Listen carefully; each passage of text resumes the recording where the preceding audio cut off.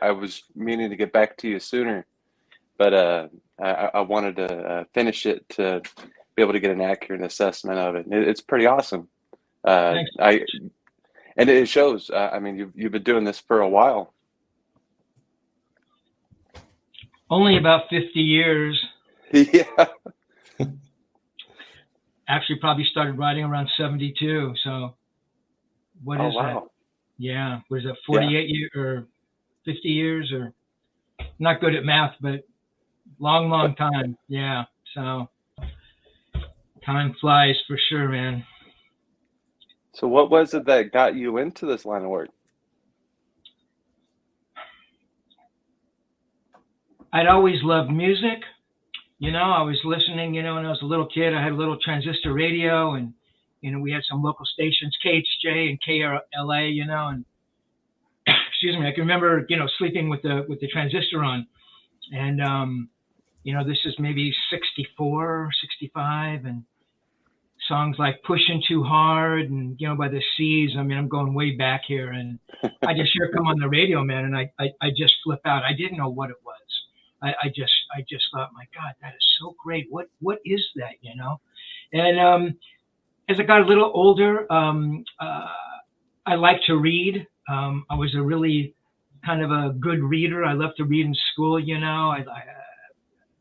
I devoured books early on, and I like to write, so I'd read something and I go, wow, man, that guy is a really good writer. I wonder if I could do something like that, So I think it maybe started there, and then I started playing guitar early on. And so I thought, well, I love music, and I love reading, and I love writing, and I play guitar, and, it sort of all coalesced into, well, maybe I could write for music magazines, Mm-hmm. So I started reaching out to music mags, and, everybody rejected me, sending out these, reviews, because I didn't have access to anybody. I couldn't go interview somebody and send a magazine an interview, because to get an interview with somebody, you had to have something published. And to get something published, you had to go interview somebody, So I would literally just go to a concert and write a review, horribly written reviews. And, slowly, I got a little thing printed in this sort of a local newspaper called the LA Star, and then the LA Free Press, which was like a very hip underground newspaper at the time. And then, you approach the next magazine, up, you're climbing the ladder, hopefully, and say, well, look, man, I just had something printed in the LA Free Press. I'd like to go interview Peter Frampton. He's coming to town. Can I interview Peter for your magazine, And it just kind of grows from there. And, yeah, it's pretty amazing. I mean, it was a lot of work. Everything in life is hard work, right? But, Yeah. I could feel it building, and I think that's the important thing.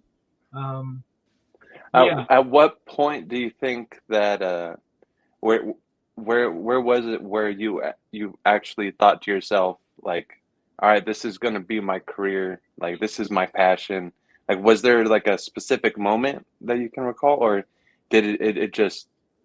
Yeah, man. Yeah, no, that's a great question, Jonathan. I'm still waiting for that moment, actually. Yeah. No. I wish I could say, yeah, man, I did that interview. I interviewed Jeff Beck in '73, so I hadn't been writing for a long time. Oh, wow. And that, for me, meeting Jeff Beck was like, I mean, I just met God. I mean, I love Jeff Beck, but in my head, I thought, wow, this is amazing, and this is a big step forward. But I never thought, 10 years from now, from that point, 5 years from that point, I'd still be doing it.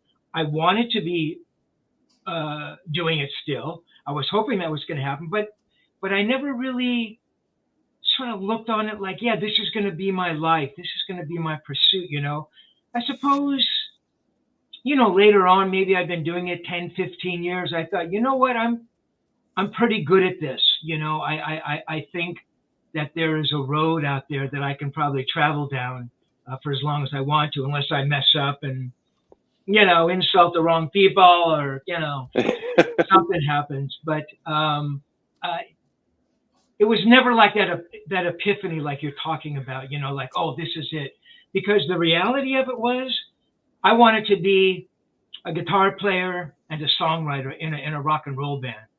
I mean, Hmm. that's really what I wanted to be doing. So along the way, I was writing songs and I was in bands, high school bands with buddies.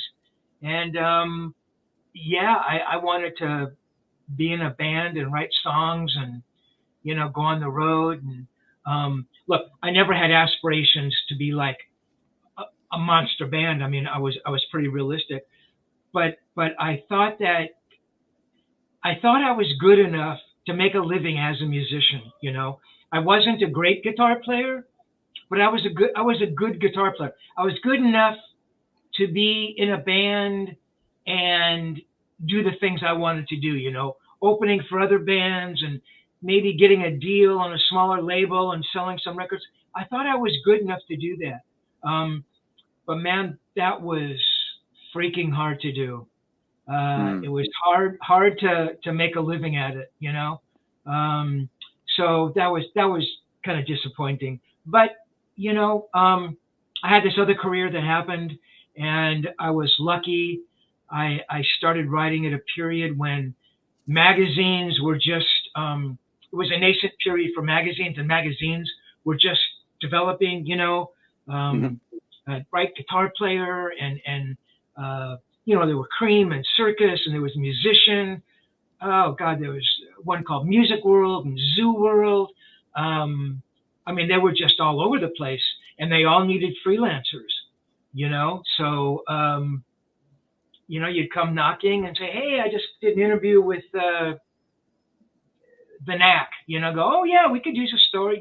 So it was an amazing community, actually. I mean, it was really close. I mean, you knew the editors, you knew the publicists at the labels. You kind of knew the management, um, and everybody kind of understood it was like this circle. And you know, you want an interview with your artist, and I want to get a story in a magazine, and it was pretty amazing actually. It would change as time went on. With the internet. Um, Probably for the last 10, 15, maybe 20 years that I was writing, I never did an interview in person. And that's Hmm. all I ever did previously. I mean, there might have been the rare interview, if a band was on the road, or they weren't coming to LA, you would do a phoner. But typically, Hmm. I would drive down to the label or the management company. I'd sit there, with my cheap little $5 microphone, and hope freaking tape didn't break or the microphone stopped working, and you sit across the table from all of these amazing guitar players. Um, so yeah, it just kind of unraveled slowly, and I was just right. I was at the right place at the right time, and I met some nice people who supported me, and yeah, it was a pretty remarkable career. I was lucky in a lot of ways for sure. Wow, nice. That when you mentioned that, like now it's all just virtual meetings, right? And Yeah. whereas comparison before was in person, when I know you mentioned it was like 10, 15 years ago, but do you think like COVID really accelerated that and then people are just more comfortable with virtual meetings at this point, or what's your take on that?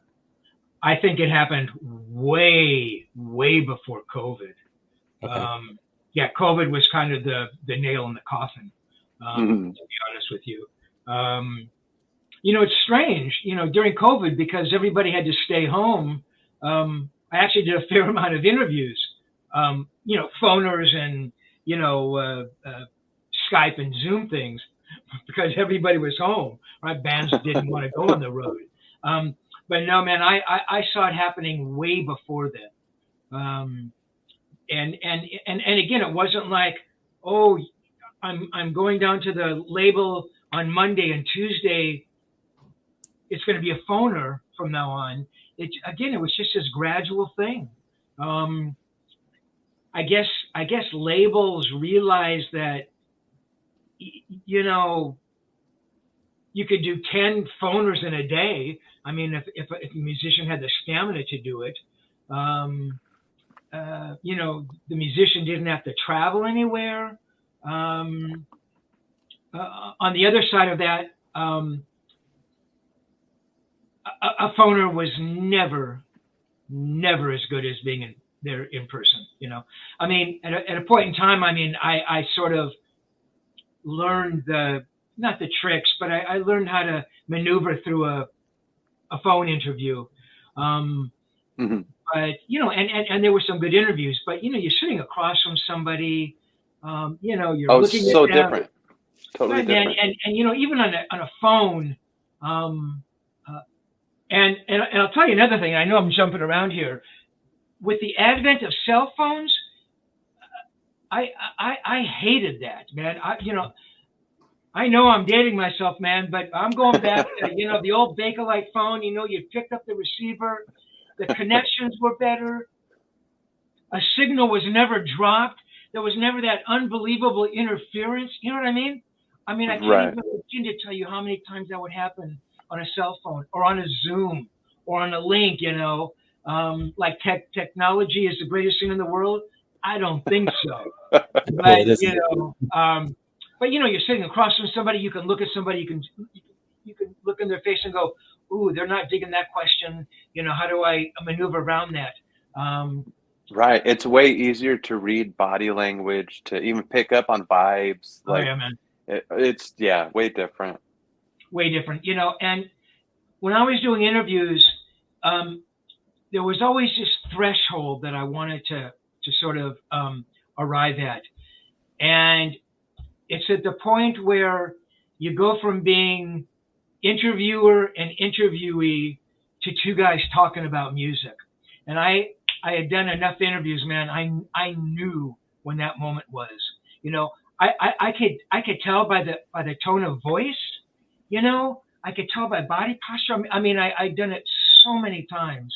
And or they'd respond with, oh, that's a really good question, and they sit and they'd have to think about it. And I knew I got this guy, because with me, if I was talking to somebody, I would dive into like the minutia.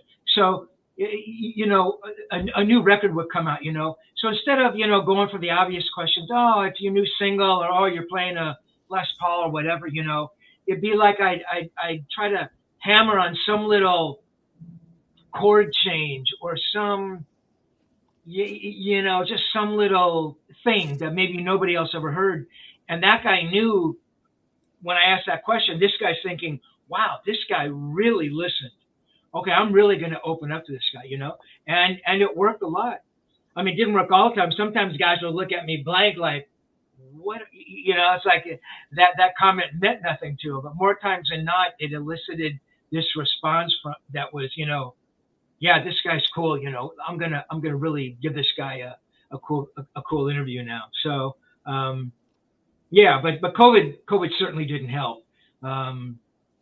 And I don't want to get political, but COVID changed the way the world turns. I mean, the world never is the same. Certainly, you've seen that. So, but anyway.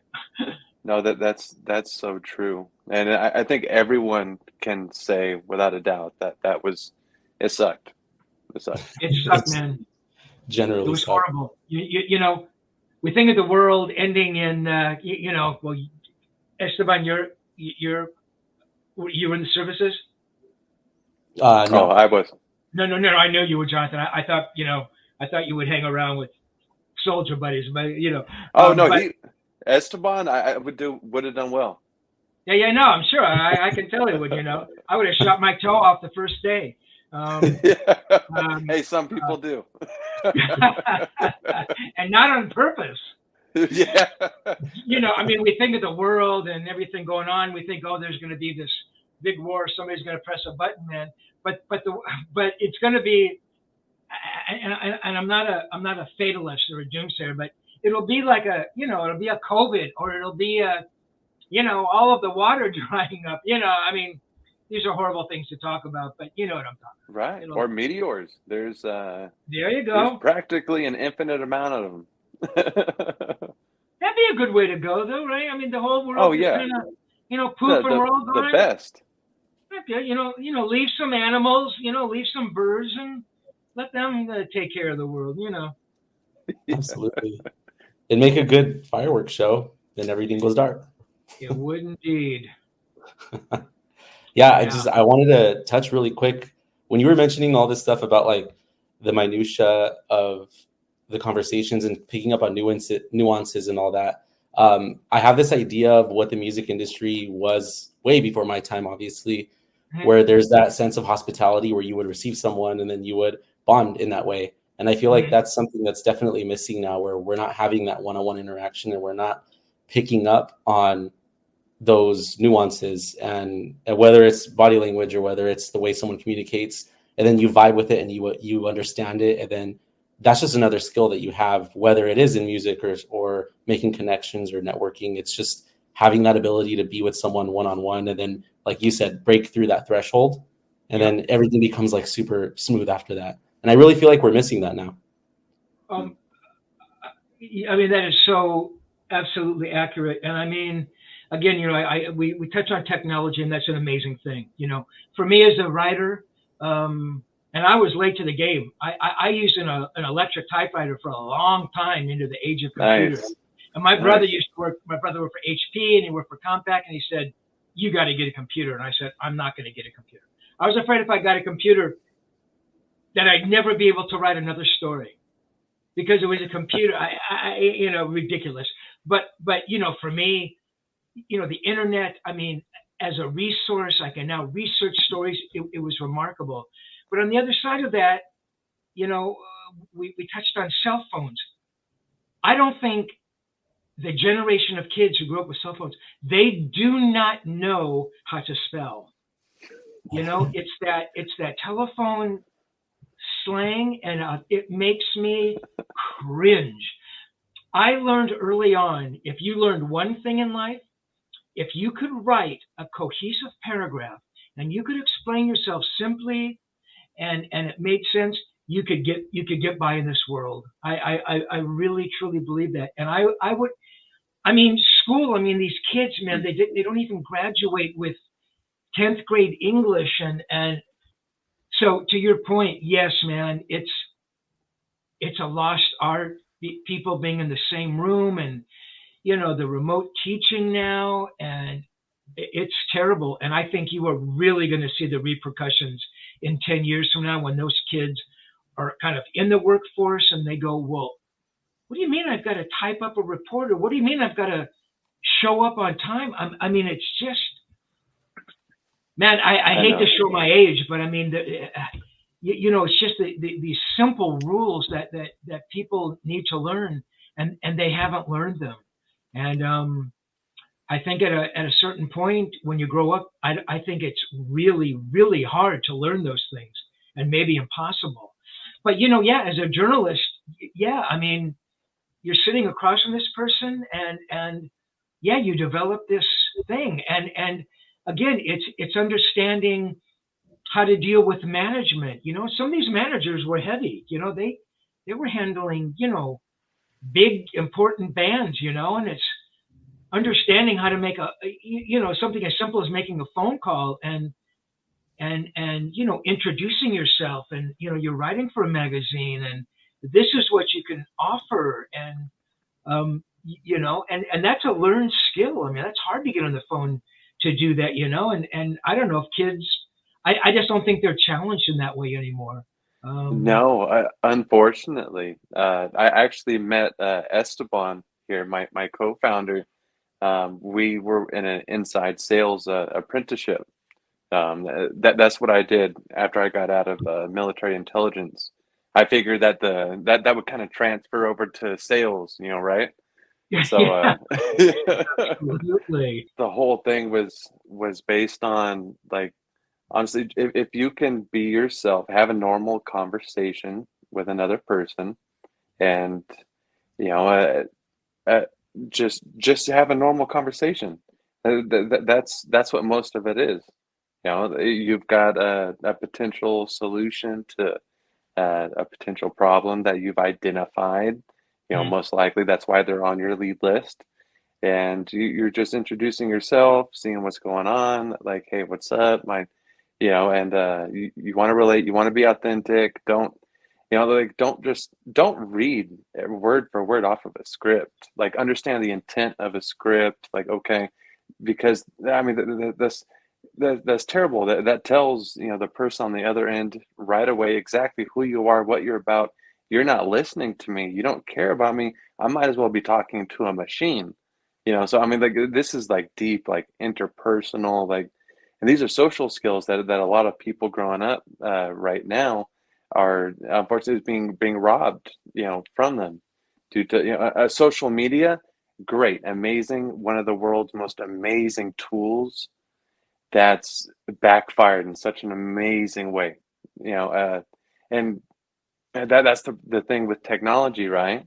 Like like these are tools with unlimited potential in some ways, like the world's greatest hammers, but they can be used for dual purpose. It's like the force, right? It's it's how you want to wield it. Absolutely. It's honestly the fact that like you have all these things and they become the destination. They're no longer the tool. So it's no Mhm. longer about the interview. It's about what tech can we use, what software can we use to kind of get this done as quickly as possible because I have other stuff to do, right? It's no longer that interpersonal space where you guys are just vibing and you're talking with each other and you network and you like human to human, you're sharing information. And in sales, right? Like if you don't believe in the product, then you're not going to sell anything. But you can't necessarily do that as easy if you're not in person. And I think it's with work, it's with drugs, it's with everything where when it becomes the destination and no longer the tool, and the people around you and the social aspect is no longer what you're trying to get, then that's the problem because you start kind of like worshiping that one thing. And that thing is just like it's no longer about like making it easier to interact with people. And I think that's the issue for sure. And I don't know. Like I wish I could go back to a time where I can like maybe be in your shoes, Steve, where I could, have that feeling of being with someone and getting excited for an interview and then like seeing like the body language and then talking about things that I've been wanting to talk about and rehearsing in my room. And I can't do that over video, and it's just a little bit different. No, man, those are excellent points. The destination, and it's not that it doesn't become a tool. That's great. Which goes to people feeling that they're what's the word? That they're owed something. I'm sorry, man. The word Mm, escapes me. Entitled. entitled. Oh my Yes. God, just kill me. It says the pursuit of happiness. It doesn't Mm, say we're going to guarantee you happiness, everybody in the world, just because you're born into it. You know. So yeah, that entitlement thing. Oh my God. Yeah, it's the same thing you're saying, man. It's the destination. They don't want to work to get there. You know, it's yeah, it's not good. It's not good at all. I think about kids coming out of school today, and somebody wants to be a journalist. mhm. And not even maybe not even a music journalist, a news journalist, or you know, I wouldn't even know how to. I don't even know where you would begin. I mean, where you would be published, or if it's print, or now I guess it's creating podcasts, which isn't a bad thing. It's great. That's a wonderful tool. But in the real world, it's, well, how do I monetize that, and how do I get support and ads? But it's Right, but you still have to understand and first have the soft skills and then understand the media business, right? yeah, And there's not exactly a bunch of courses or schools, that are teaching to do that. It's almost trial by error, trying to seek the mentor. That's always something that for many different professions, especially something like that where it's not a direct path or a yeah, track, right? You find someone who's doing it and doing it well, and yeah. try to get under their wing, or at least get some advice. That's a good point. And I've had people from time to time. typically they're in school, they're taking journalism, and they've seen, I don't know what they've seen, a post I put up, or I don't know, the book or something, and they'll they'll have some questions, and man, I'll tell them everything I know, and hopefully there's something in there. Um, I've always tried to make myself absolutely accessible to Hmm. anybody who wanted to reach out to me. I can remember back when I was writing for Guitar World in the mid '80s, and in '85 I was going to write Edward Van Halen's authorized biography. So I started Yeah. working on that, right? Hmm. And I put up a post in Guitar World in their letters page. Hey, I'm working on this book, and if you have any, Van Halen stuff, or send it to me. I'll send it back to you. But I'd love to see what you have. And people would send stuff, photos, whatever. But they send letters. They read some of my stories in Guitar World, some of the Van Halen stories that I'd done, and they had questions, just or whatever. I just wanted to say hello or something. Hmm. I remember answering every single one. It just seemed so important to me, And subsequently, all these years later, there'll be some people will say, "Man, look at this." For some reason, I used to respond to them on a postcard. So I write like a little message on a postcard and send it back. Maybe because I was saving a few pennies on stamps. I don't know why I did that. But they'd have like a picture of the postcard, like they kept the postcard. We're talking like 40 years later, and to me, that's just mind blowing, Yeah, man. So to your point, yes, finding a mentor, finding somebody who does that well, and I still do that. I mean, um, Were you able to find was there someone who was like that for you? it wasn't so much a journalist as it was a publicist, and I write about her in the book. Lydia Woltag.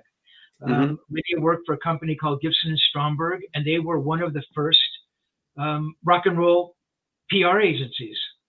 And I can't remember how I even met her,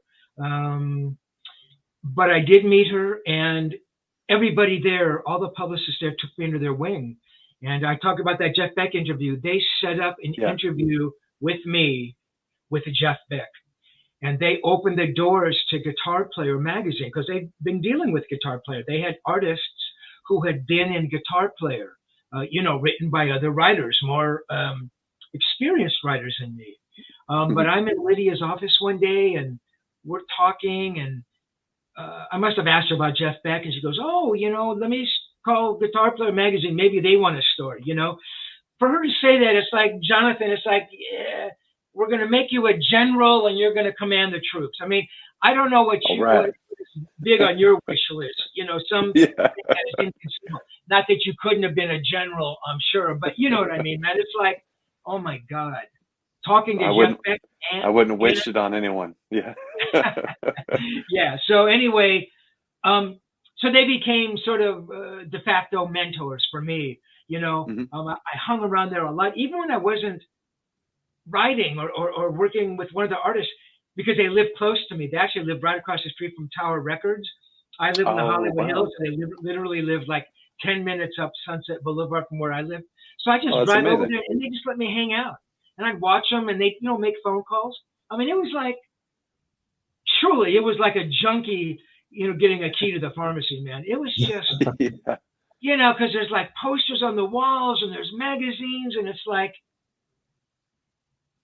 it's like, this is what being a rock and roll journalist I thought was going to feel like, and they made that happen. So they were critical to my development. Along the way, I reached out to writers, and not so much, well, how did you write that, but more, well, how did you get into that magazine, or how should I approach them, or that kind of thing. Um, but again, it was at a time when you were running into these writers all the time. There were like these functions, labels were putting on parties and backstage things, and all these people were coming together. So you really kind of knew everybody. You weren't best Hmm. friends. You weren't hanging out. There was, competition. If you're both writing for the same magazine, and you wanted your story in there, and so did he. but it never got avaricious or mean spirited. It was like, oh yeah, you got that in there. Okay, I'm bummed, but it was never like, well, I'm going to go after you now. It just seems to be you see a lot of that. I don't know, man. Again, I know I'm jumping subjects, but kids being bullied in school and my God, being bullied online, I can't even imagine. Oh, yeah. I mean, you're in school and oh my God, you're being picked on by somebody in school, and it's only the people in the school who know that, which is horrible enough. So now it's out there for the whole world to see. Yeah, that's yeah. I mean, which and then now that goes back to parenting and education and the that's a double-edged whole, sword of technology. Yeah, man. And it's all happening during their formative years. Everyone's just kind of like discovering themselves in school, right? And then to have that pressure of everything is aired out for the whole world, and I have to watch my step and tiptoe around eggshells. That just mentally, like for me, mentally, as someone who's going to be 30 this year, it's a lot. So I can only imagine someone who's actually figuring out who they are as a human being. Yeah, that's a lot. Yeah, no, it must be horrible. And in my little way, and I keep telling myself, don't do it, don't do it, don't do it. But once in a while, I'll read comments, maybe about a podcast I put up. But typically, it'll be about the book, and 99.9% of the responses have been unbelievably positive. I mean, they really enjoyed the book, and thank you for writing the book. And for me, that's everything. Look, we don't live in a vacuum. You want to make a living. I was hoping I was going to sell the books to be able to come up with the second edition and third edition, which I have, and that's been amazing. But to hear from people and to hear the responses. So I went on, I wasn't going to say the name of the site, but I will. Reddit. Have you ever been to Reddit? Every day. These people, and the thing is, look, if they'd all read the book and they all said, that Rosen, what a liar, who is he? He doesn't know anything. He made that up. I mean, vicious stuff, No, there's trolls out there, man. They're real.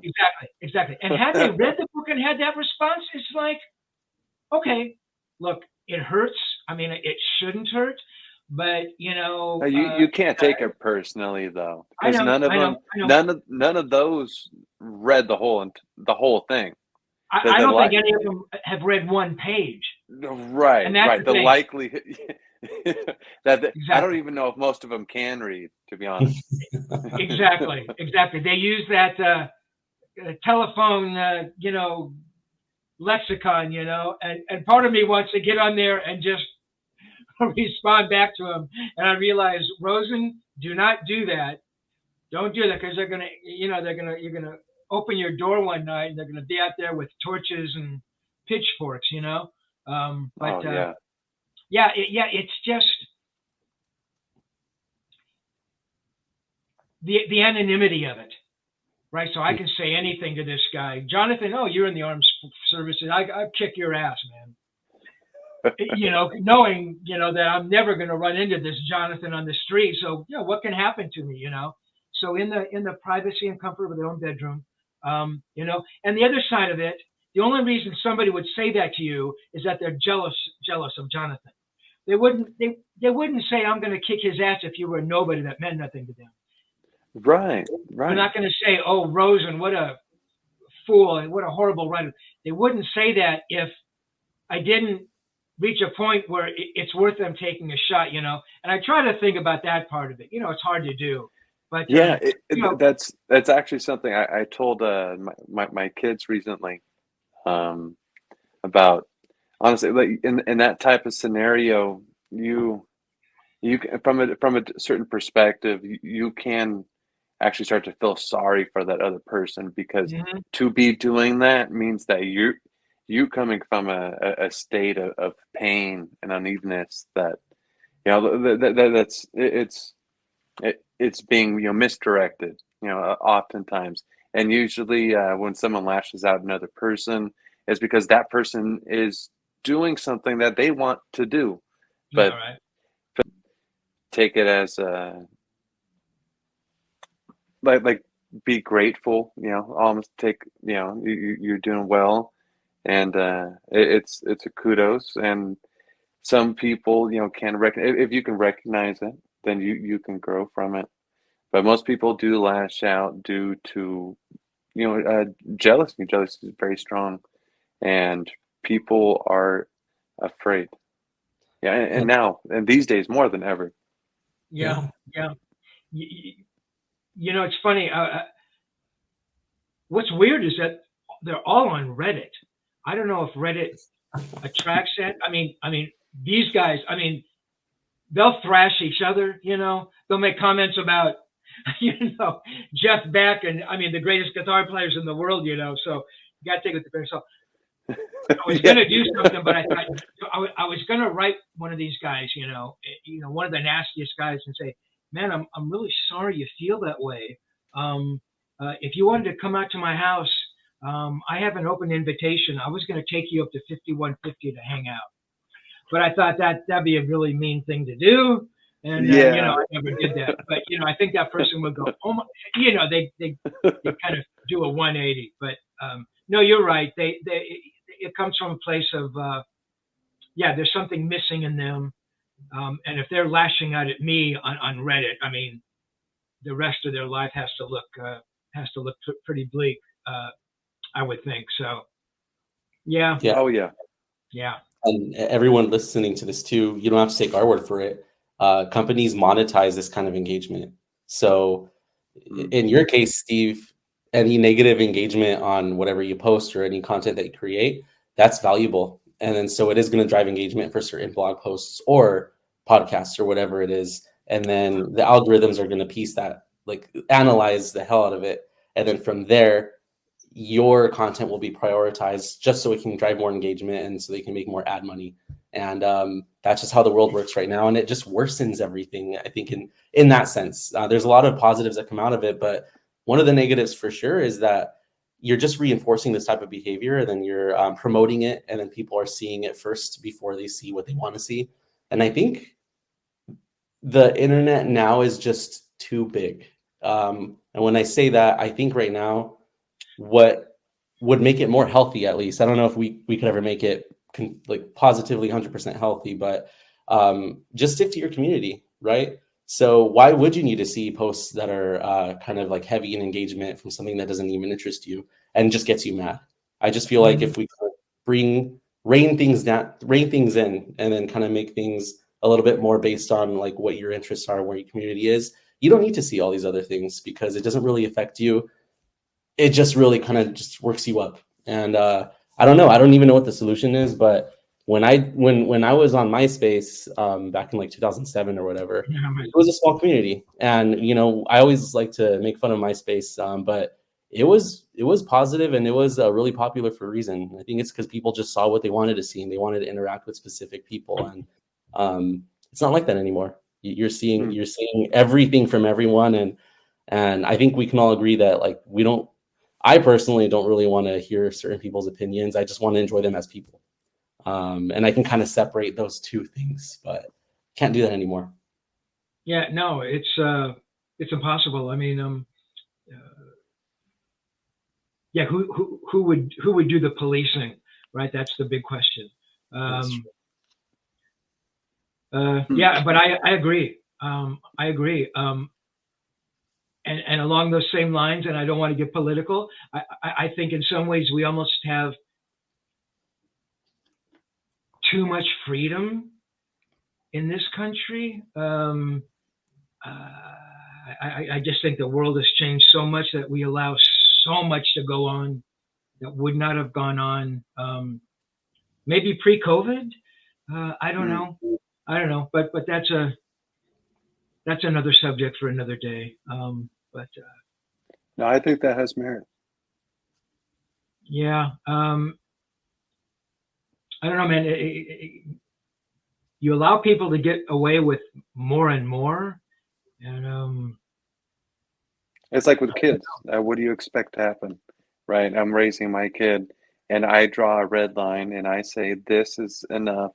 And if you cross this line, if you cross this line, then this, you lose a toy, right? For a couple hours. They proceed with behavior. And if I don't do what I said I was going to do, I mean, logically, why would they consent to stop doing what they were doing? Exactly. I mean, you're right. I mean, you do by not silence is an incentivization. It's an approach too. It can be done intentionally and unintentionally. Yeah, absolutely, absolutely. Yeah, yeah. If I was a student who just wrapped up $84,000 in debts, and somebody's telling me they're going to erase my debts, yeah, that's great. What else can I Yeah, get? sure. Yeah, what else are you gonna give me, Dad? I just don't want to have to pay it. You know? Well, someone has to. Exactly. Exactly. So One day. one day. Yeah, I wanted to know about your relationship with Van Halen. How did that start? Like, where did I would love to hear more. So it's 1977. I had been writing for about 4 years at that point, and I was at the Whiskey, and Cheap Trick was recording a live record. Oh, nice. So I thought, yeah, Cheap Trick at the Whiskey. This is before they blew up. The next year they'd record live at Budokan. So but this was like a little. It was like a promo record, a promo live record for the label to use. Probably to send out to press and things like that. So Cheap Trick is at the Whiskey, and I'm there with my brother, and we're waiting for Cheap Trick to come on, and somebody taps my shoulder, and it's Michelle Meyer. Michelle is the girl who booked the Whiskey. Excuse me. She also booked a couple clubs around town. I had a band at the time. Excuse me. And she booked my band into her clubs. And she never listened to I didn't have to audition, didn't have to send her a tape. So I love Michelle for that. I owed her. She knew everything that was happening in town. She knew everything that was happening musically that was worthwhile. So she taps me, says, listen, there's somebody upstairs, I want you to meet him. So we walk upstairs and up to one of the dressing rooms, and the Whiskey dressing rooms are like the bottom of a garbage can, They smell, and there's, empty beer cans and cups and cigarettes, but this is 1977. This is the Whiskey Sunset Strip, right? This is rock and roll. So that's what rock and roll looked like and smelled like in 77. No, it smells good. Yeah. Exactly. So I see this guy standing in the corner, kind of a lanky guy, smoking a cigarette. And in the book, I tried to remember, because I wanted to remember that moment. I'm pretty positive I recognized who it was. Now, you have to understand, 1977, there had been nothing written about Van Halen in 1977, right? Their first album would come out 8 months later, February 78, right? The first album. So they had finished recording, or they were just about finished recording. They had the deal. So they were still playing the Whiskey. They were still doing gigs at the Whiskey. I think they may have still been playing at the Starwood, which was another club in West Hollywood. But they were still playing the Whiskey. But it's not like there were pictures or magazine articles. No one really knew them. I mean, they were playing around town live, but I'm not sure if I recognized him. I'm pretty sure I did. I probably had seen posters, or I don't know. I'm pretty positive I'd recognize them. So she walks me over and she goes, Eddie Van Halen, Steve Rosen, we shake hands. And Steve Rosen, Eddie Van Halen, Godhead, and when Michelle used the term Godhead, that was her way of saying, this is more than a mortal. This is the King of Kings. This is a Superman. This is as great as it ever gets. He is Godhead, And Edward must have heard her use the phrase before, because he smiles when she says that, So I shake his hand, and we just start talking. And, oh, and the other thing is, I had never seen Van Halen perform, which is really odd, because I was at the Whiskey. I'm telling you, man, I was there at least 2 or 3 times a week. I was at the Starwood all the time where they used to play. And how I had never seen Van Halen play, I do not know. I knew that Van Halen had a huge deal on Warner Brothers. I'd heard that this guy, Eddie Van Halen, was like an amazing guitar player. So all of this is going through my brain, and we start talking. And again, I'm not sure how we get there, but we start talking about Eric Clapton. I was a monster Clapton fan. I loved Cream. I loved the Yardbirds and what he did in John Mayall. And I went back further than that. He's in a bunch of blues bands, kind of obscure blues bands, but I knew a lot about Clapton, So whenever I would talk to somebody, it's like if they made a remark that I felt was below my Eric Clapton threshold, I would dismiss them. If they said, something like, "Oh, Eric Clapton, he has a solo career. Was he the guitar player in Cream or something dumb?" And I go, "Dude, I can't even talk to you." It's like somebody coming up to you and go, "Jonathan, what kind of bullet do I put in you?" It's just, you can't talk to the person. The square kind, sir. Right. So, exactly. So I'm talking to Edward, and not that I'm waiting for him to say something like that, because I didn't want it to happen, because we seemed to be having good conversation, but my radar was up, So we start talking, and he starts making comments, and I realized with Edward, it was the other way. Edward understood so well, not just the history of Eric Clapton, of playing in these bands, but Eric as a guitar player, right? And he talked about his vibrato, and and he would do that thing, and I'm So Glad Live from, and he talked about Crossroads from Wheels of Fire. And I thought, oh my God, this guy really knows about this stuff, And then we talked about Jeff Beck, who was, my favorite guitar player. And it was just, one of those amazing conversations, and I write in the book, there were no lulls, and there were no, pregnant pauses or uncomfortable silences, like, oh my God, what am I going to say next? What am I going to, there was nothing like that. It was just amazing, So we talked for a half hour, maybe it was an hour. I don't know. At a point in time, we're kind of talking, goes, oh, hang on. And he kind of runs out of the room, and I'm going, what the? And he comes back, and he's got a pen or a pencil. And he reaches down the floor and picks up a scrap of paper, and he's writing something, and he hands it to me, and I look, and it's his phone number. And he goes, yeah, man,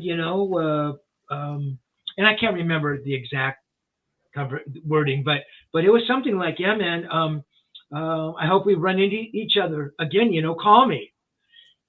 And that's where it started. People have asked me, well, when do you think you became a friend with Edward Van Halen? And part of me wants to think, well, it was maybe a year or two into the friend, relationship, and we were hanging out a lot,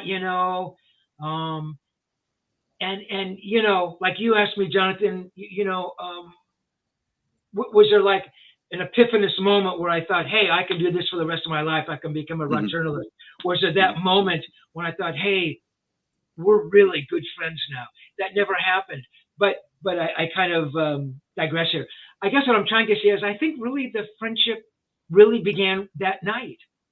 Because if it hadn't, if it had just been a conversation and he hadn't given me his phone number, you know, what would have happened?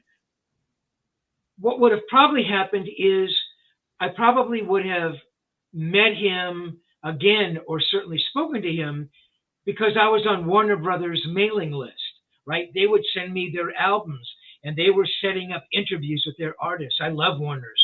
I mean, they had Deep Purple and Sabbath and Captain Beefheart, the Beach Boys, you know, subsidiaries. So I loved Warner's, and they were in Burbank, so they were pretty close. So I was over there all the time. I loved going to their offices, you know. So chances are an interview would have been set up with me. But again, you know, the dynamic may have been different.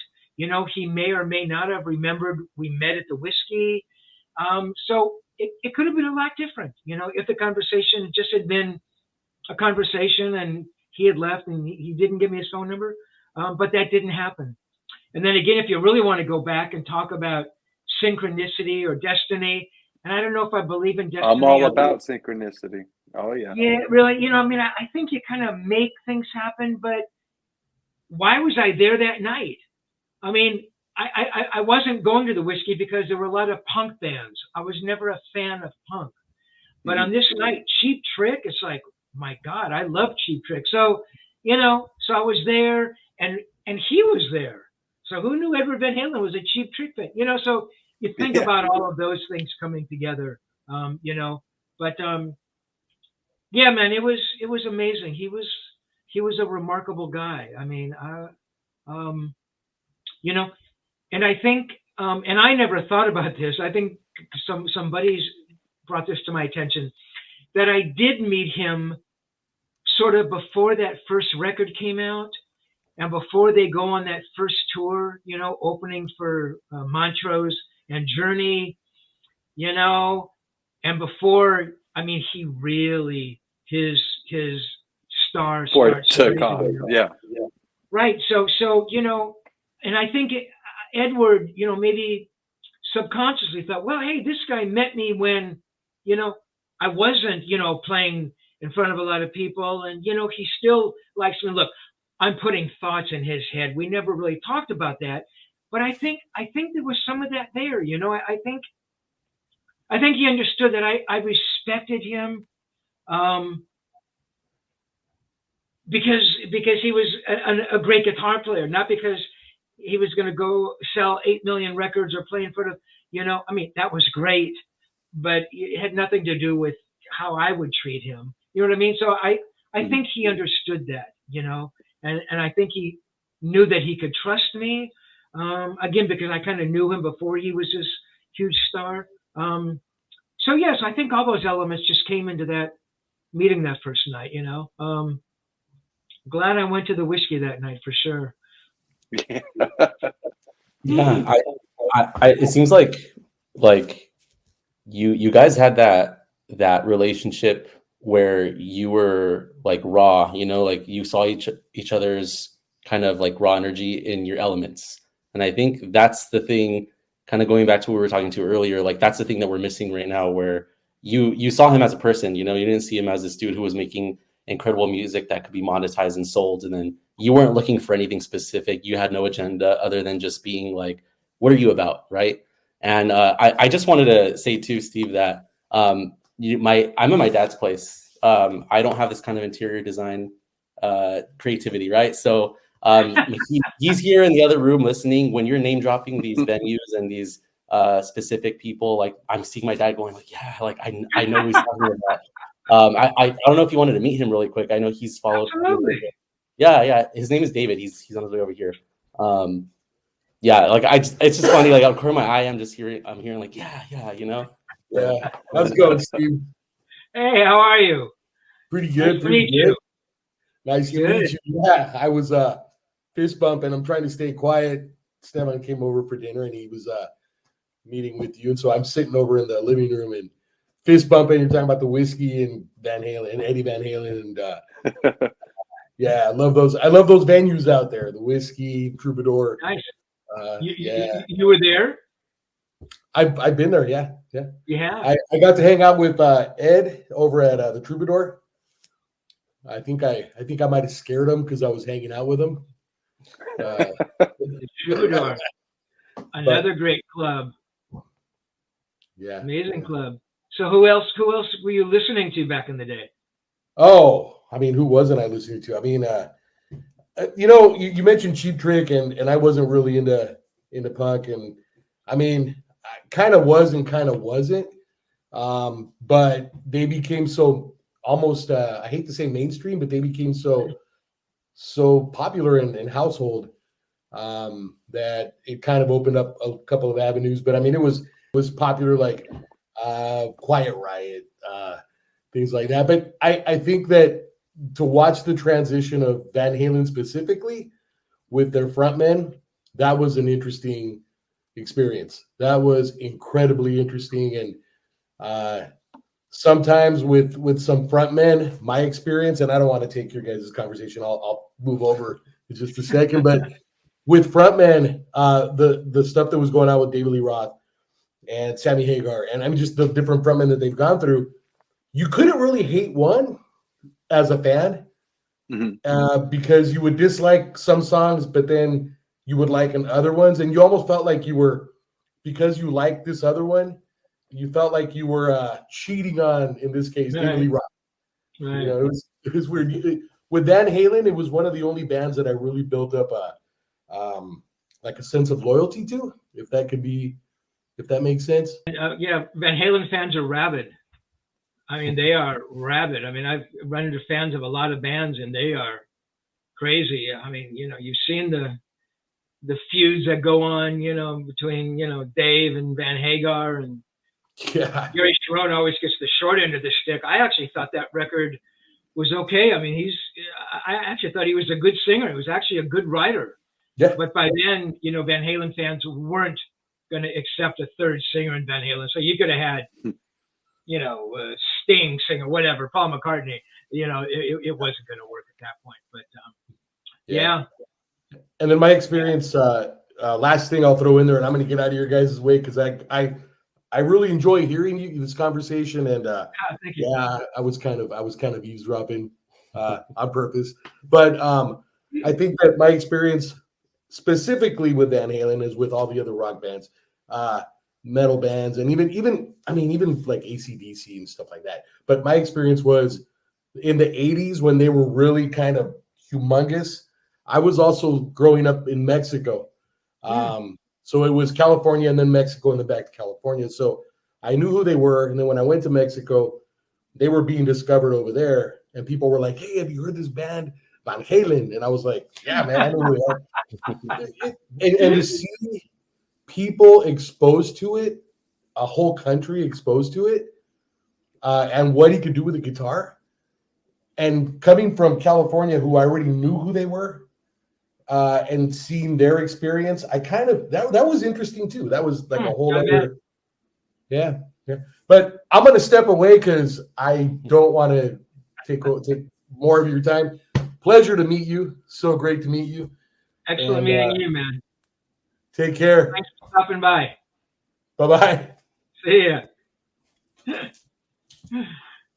Oh, he'll have to be on the next episode of Esteban. Oh yeah, absolutely. Yeah, right. Yeah, Van Halen were. Well, I'm assuming they must have played Mexico, like Mexico City and stuff. They must have toured down there, right? I know that they toured. I'm not sure how many times. I know they toured South America. Used to get some huge crowds there, actually. So.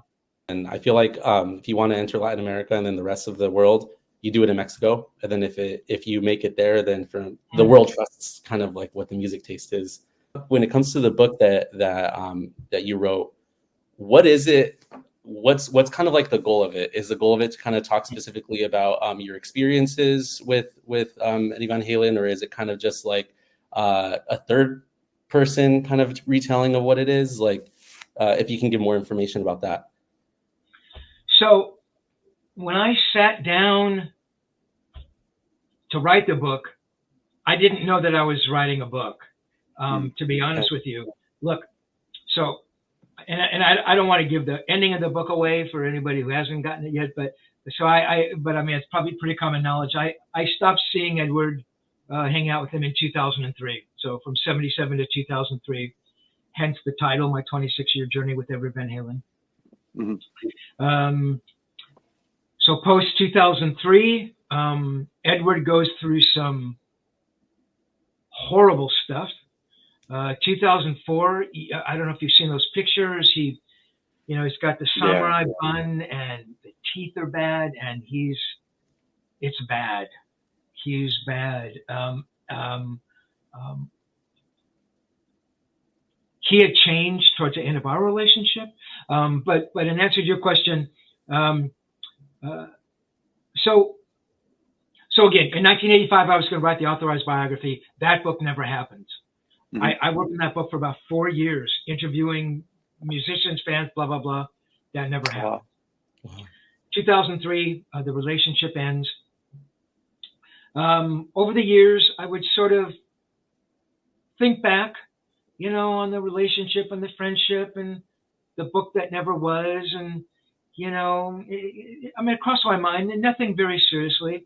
17 years go by. And I think seriously about it. I had a couple of buddies who said, man, you got to write a book. Man, you got to write a book. I'd always actually run away from it, to be honest with you. Mm-hmm. One, I thought so many years had passed. I mean, I can't remember where I put my keys 15 minutes ago. How am I going to remember what happened 48 years ago, So I was afraid I wouldn't be able to remember anything. I was afraid that as a writer, I wouldn't be up to the task. You're writing a book about the greatest guitar player, arguably, in the world who's ever lived. Some people, in some people's minds, a lot of people's minds, right? So I thought, you got to be the fucking greatest writer in the fucking world if you're going to sit down and write that book.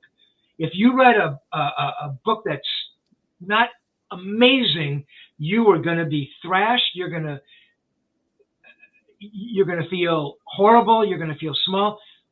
That goes through my head. So I finally sit down. I remember the day specifically. It was my birthday, August 24th, 2020. I sit down, and again, when I began our little talk here, saying I sat down to write a book, but not knowing I was going to write a book, I just thought, well, let me sit down and see if anything comes out. I had no preconceived ideas. I had no titles. I had nothing.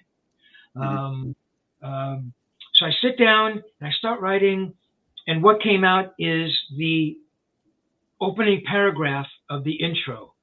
And I looked at it, and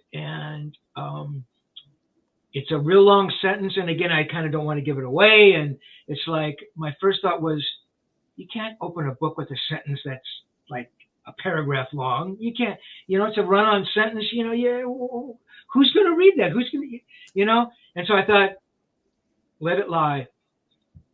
Came back the next day, and I got to tell you, trust me, there's no bigger critic of his own work in this world than me. I mean, it's not even healthy. I don't even want to go there.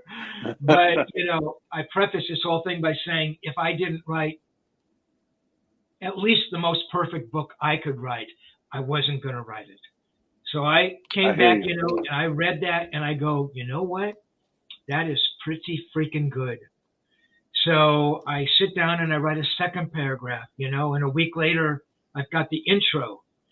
And at that point, I realized, yes, I'm writing the book. I still had no idea of direction or what it was going to be. In answer to, your question, Esteban, I didn't know if it was going to be a memoir, if it was just going to be a book full of all of these interviews, unpublished interviews I'd done with Edward, and there were a lot of them.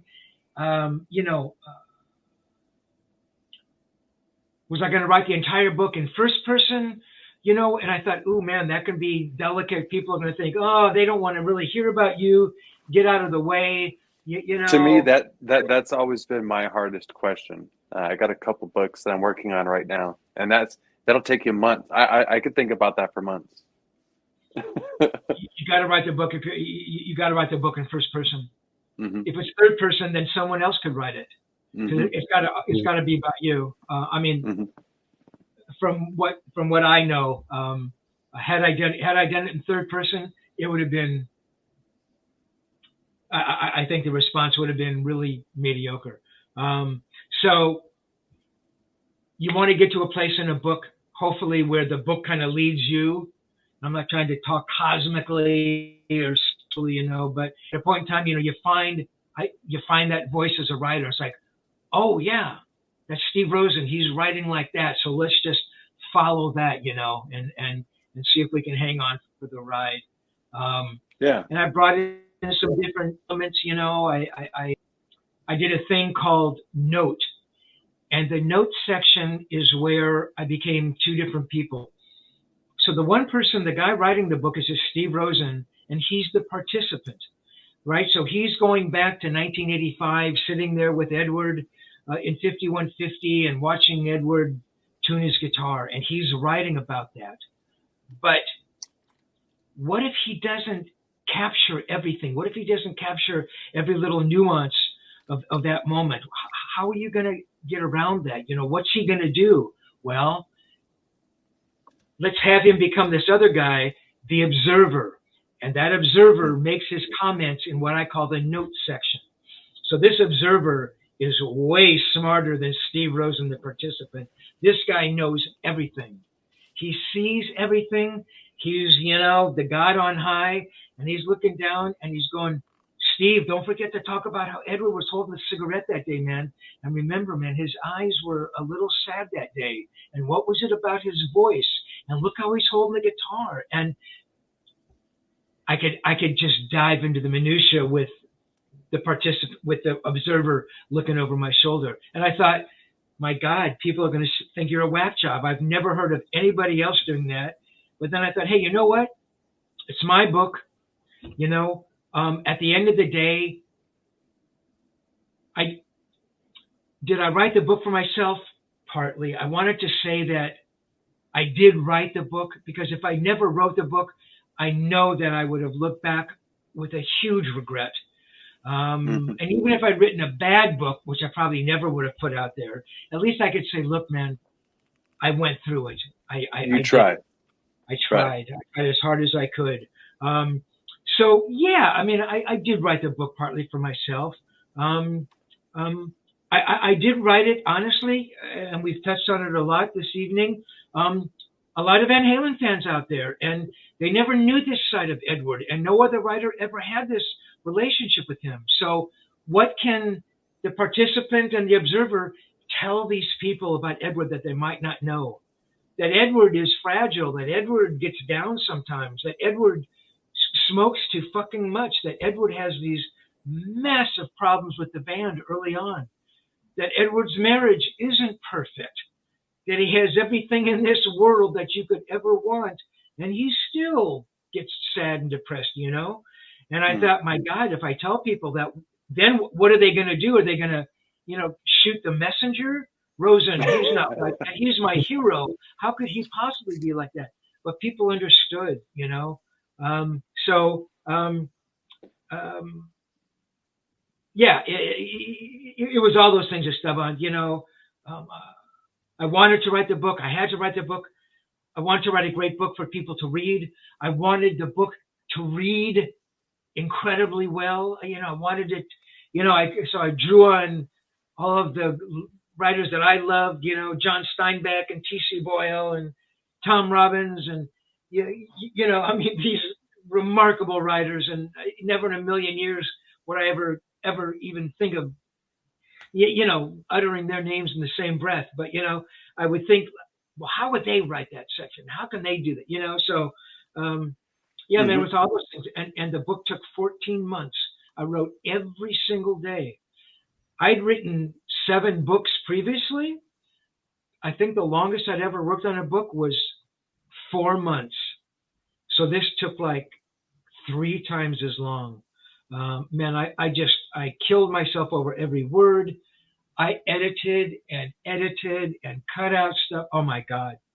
It was just amazing. And then I'd see a comma was out of place and I'd go berserk. You know, and a semicolon, is that really how a semicolon's supposed to work? And you know, is that supposed to be in italics or is that just, you know, bold? And, yeah, man. I know a fellow Virgo when I see one. I was born August 25th, so I Oh, there you go, man. completely get all the Oh over my God, analytical what a stuff, curse. you know. Virgo the Virgin, what a truer description has never been laid on any individual, man. Let me tell you. Amen. Yeah, I totally get it. Just those mental processes, thinking about how am I going to write this? Like who am I going to cross reference and all that stuff. It's the way I work too. Definitely not to the level or extent that you've put into the book for sure, but I get the way that your brain works and the analysis of the small details and stuff. And Gator and I were talking about this recently, where the world and people are just craving authenticity. So who better to write this book about Eddie Van Halen, right? Who better to write this than someone who knows all of these things and who has that perspective that no one really has. And both from yourself and from the observer's perspective, who reminds you and the audience, like, you know what, these are the little things that enhance what I'm trying to tell you guys, so they get a better grasp of what it is. And that is a Virgo thing, you know. Like, I don't take astrology too seriously, but I think it's interesting when you see little patterns here and there. And I just think like only a Virgo could write something like that. So I really appreciate that, man. And yes, I mean, look, man, if I was a fan of a band and there was some guy who had hung out with them all, you know, all that time, it's like, wow, how could you not write an interesting book? I mean, the guy might not be a good writer, but I would, you know, he must have some interesting stories to tell. Oh, there's gonna be some nuggets in there for sure. Absolutely, and to your credit, it's very well written. I love the book. Thank you very much. Very well. It flows very nicely. And when you were talking about Steinbeck, I was like, oh, that explains the commas. I liked your comma. I nerd out over commas. Well, this begs the question: what do you guys think about Oxford commas? You know, I don't know enough to know. Is that where they put commas everywhere? It's like listing three things, for example, and then it's like, I like to eat chicken, beef, and corn dogs. But then if you like, it's just having that last comma before the and. I'm personally in favor of them. I think it kind of separates things and I can't help but not. You don't know what the fuck you're talking about, Esteban. I'm kidding. I hope we can cuss here. You know, man. Yeah. I'll tell you. I think I never used to put the comma after three things. Never. And then, you know, I'm looking at it, and I did look it up, you know, and I saw that. I go, oh my God. So I think I probably went back. I think I put in a lot of them. I can't say it's 100%. Yeah, you know, and it's weird. I mean, I tend to use, there's the, when you put the two, and there's a word for it, you put the two dashes together. Is that it? It's not an ellipsis. It's an M dash, where the two become like a long one. I use that for like anything. It's like I'm talking about something. Oh, I talk about something else, and you know, parentheses don't seem correct, you know, and I don't want to put a comma or put a period and do another sentence. So, you know, I'll put the M dash, you know, and toss that stuff in there, and you know, try to get out of it unscathed. But yeah, I try to follow the rules. I mean, I break them a lot of the times. No, you should break them, because all that matters is that your message, you have a message and it was delivered. I mean, people can get, you know, I mean, that's why we have art, right? And that's why we have poetry. And I mean, when someone first invented the haiku, there wasn't someone saying like, oh, that's not the right way to write a poem. That doesn't make any sense. Like, what's going on here? Like, like, you know, like, no, be yourself, right? Like, be authentic. Like, if you want a comma there and it's for a reason, you know, like, do it. Like, because then your tone's going to come out. So that, like, I oftentimes have to fight myself when I'm writing. I just finished up writing a book of mine as well, and I have to stop myself from editing. Right, just you have to stay in the flow, and you just have to get your message out. Don't overthink it. You know, if you because there are people out there that want to hear what you say, and I, I I mean, each and every single human being on this planet has a unique perspective. I mean, so therefore, anyone should and could, you know, put some of that out there. That like the world would do better to hear everyone's perspective. And if you got some good stories, you know, like yours, you almost owe it, you know, to the world to be like, hey, this is I I can't, you know, go to the grave with this, you know. Where can someone find Understanding Edward, my 26-year journey with Edward Van Halen? Where do you, what do you recommend about someone who's kind of going in new? You know, this is your space, your time to kind of let someone know what you think they should know when they're going to start reading it. You mean where can they actually obtain a copy? Yeah, obtain a copy, and also kind of just like going in fresh. Yeah, you can find it in several places. On my webpage, which is very simple, tonechaserbook.com, one word, tonechaserbook.com. And it's actually a pretty cool little page. There's some really cool pictures up there. You can see, you can't really see them. You can see some of them. All of my walls. So for the last, again, many years, I've taken photographs with a lot of the people I've interviewed, and a lot of those photos are up on the page. You can read about the book. So you can find it there. It's also on Amazon, Reverb. If anybody knows Reverb, you know, that's where you can buy guitars and amps, typically drums. Reverb is the site to buy that gear, and my book's also there. eBay, and it's also on a site called Etsy. So if you want to buy a homemade purse and want to put my book in it, you know, go to Etsy and you can get the book there. Two birds, one stone. Yeah, man. And if you want to check out my Facebook page, I'm always putting up new posts about the book, and I've been reaching out to different guitar players and musicians to help support the book and put up posts. And there's a bunch of amazing photos of a lot of incredible musicians, you know, kind of holding the book and, you know, supplying a few comments about the book. And I think if you just type in Tonechaser Book on Facebook, you can find me. Instagram, I think if you type in Tonechaser, you can find me. And my YouTube page, I think is really cool. At steve.rosen.guitar.picks. At steve.rosen.guitar.picks. Picks. I also sell guitar picks, collectible guitar picks on eBay. But on YouTube, I have a lot of audio, and there's a lot of podcasts, live stuff that I've done. But a lot of my audio from back in the day, I mean, there's some amazing interviews I put up. David Gilmour, there's a bunch of Van Halen stuff up there. I just put up a 6-part interview with Alex Van Halen. Jeff Beck, I think there's a Jimmy Page interview up there. Ronnie Dio.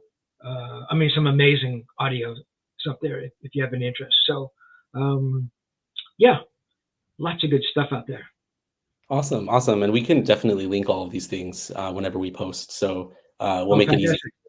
Yeah, we'll make it easy for everyone to find the book, and also all the social media and your website as well. So I'm always for kind of making things either automated or as easy as possible. And it's just an extra 10 seconds to link something. So yeah, easy to do for sure. And you know, I wanted to seriously thank you for coming on. This is awesome. We started this podcast with the intent. Well, let me just take a step back really quick.